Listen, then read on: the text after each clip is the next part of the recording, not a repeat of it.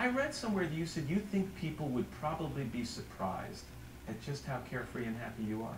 Yeah, I think they would be, and that's always been the case. You know, apart from like, you know, kind of like the deep depths of my despair when I kind of, you know, in fact, the despair that I was in on my first album pales into comparison to how I felt when I was writing 21. It really was a coming of age record, and I honestly thought the world was over. My maturity is probably more like 19 when I was 21 than how it was when I was actually 19 and writing that record.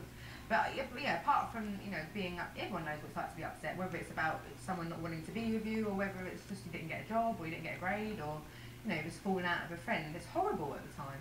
And but yeah, I bounced back really quickly. Do you ever feel as if you've given up too much information at this stage in your career? You do? Yeah, I do. Would you like to take some of it back?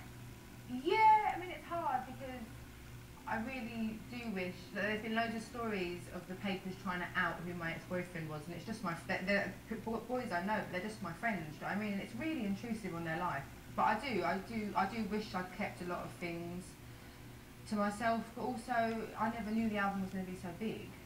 Do you know what I mean? So, and I'd hate, you know, I'd hate to ever go in. I mean, I will be more wary when I go into things now. You know. But that's a little sad, actually. It is really sad, but it's also, you know, to protect people that I love. I know for me that it comes with the territory, but I don't see why my career and my lifestyle choices should affect people who it's not their dream.